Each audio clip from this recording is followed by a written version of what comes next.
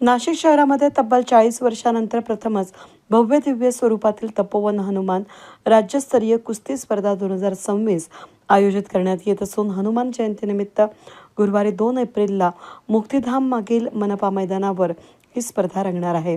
या पार्श्वभूमीवर नुकत्याच पार पडलेल्या नियोजन बैठकीमध्ये महत्त्वपूर्ण निर्णय घेण्यात आले।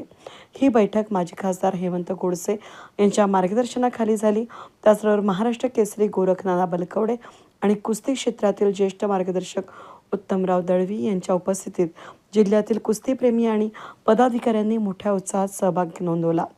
नाशिकमध्ये प्रथमच एवढ्या मोठ्या स्तरावर कुस्ती स्पर्धा होत असून लाखोंची बक्षिसं यावेळेस ठेवण्यात आली आहेत। स्पर्धेचे स्वागताध्यक्ष रोहन देशपांडे यांनी सांगितलं की स्पर्धेसाठी आवश्यक सर्व सुविधा उपलब्ध करून दिल्या जाणार असून राज्यासह राज्याबाहेरील कुस्तीपटूंना ये-जा खर्च, मानधन आणि निवासाची उत्तम व्यवस्था केली जाणार आहे।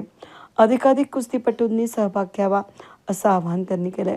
बैठकीसाठी व्यापारी बँकेचे चेअरमन निवृत्ती महाराज अरिंगळे, अनिल ढेरिंगे, सुधाकर जाधव, विजय जाधव, कुस्तीगीर संघाचे कोषाध्यक्ष मधुकर वाघ, पहलवान प्रवीण पाळदे, ज्येष्ठ कुस्तीपटू रवींद्र मोरे, उत्तम आरोटे, श्याम गोहाड, शेखर फरताळे, चिराग शर्मा, मसूद जिलानी, बाळासाहेब वाघ, दशरथ गायकवाड हे मान्यवर यावेळेस उपस्थित होते। आणि तपोवन हनुमान केसरी कुस्ती स्पर्धा राज्यस्तरीय कुस्ती स्पर्धा संपन्न होत आहे। या स्पर्धा यशस्वी करण्यासाठी नाशिक जिल्हा तालीम संघ व उत्तर महाराष्ट्र कुस्ती संघाचे सर्व पदाधिकारी या ठिकाणी सज्ज आहेत।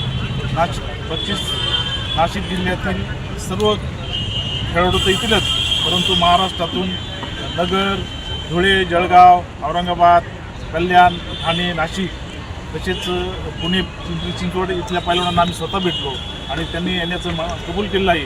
तेव्हा तर 71,000 पण आता 1,01,000चं बक्षीस जाहीर केलेलं आहे हेमंताप्पांनी आणि रोहन देशपांडे यांनी या कुस्ती स्पर्धेसाठी एवढं मोठं योगाचं योग दिला आणि मोलाचं सहकार्य केलं, त्याबद्दल मी त्यांचे प्रथम आभार मानतो।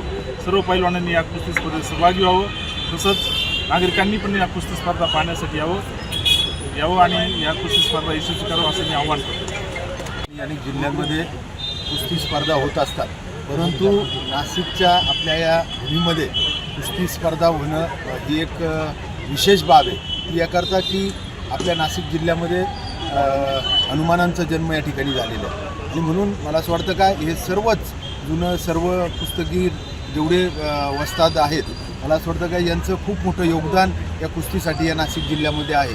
प्रत्येक नाना असतील, मोरे सर असतील, उत्तम भाऊ दळवे असतील, अनेक वाघ सर असतील, अशा अनेकांनी खूप चांगल्या कुस्त्यांच्या माध्यमातून नाशिकची नावलौकिकता या ठिकाणी वाढवलेली आहे। आज जसं नानांनी सांगितलं का 1991 नंतर आज खऱ्या अर्थानं नाशिक रोड परिसरामध्ये ह्या कुस्त्या या ठिकाणी होत आहेत। त्या काळामध्ये बिटको कॉलेजला त्यावेळेस एक म्हणजे जसं नाशिक रोड परिसर हा क्रीडा प्रेमींचा परिसर आहे आणि म्हणून या कुस्त्यांना एक विशेष महत्त्व आहे।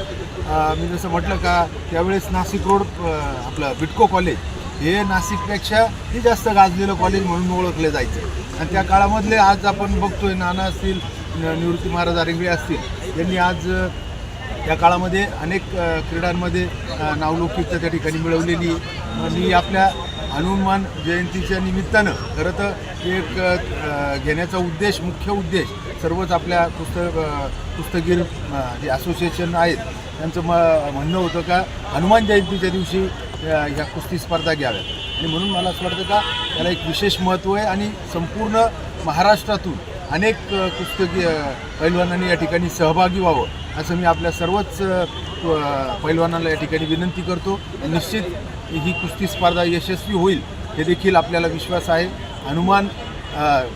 तपोवन हनुमान केसरी निश्चित राज्यस्तरीय ही कुस्ती होणार आहे आणि म्हणून संपूर्ण राज्यभरातील पैलवानांनी या ठिकाणी यावं पुन्हा एकदा ही विनंती करतो। धन्यवाद।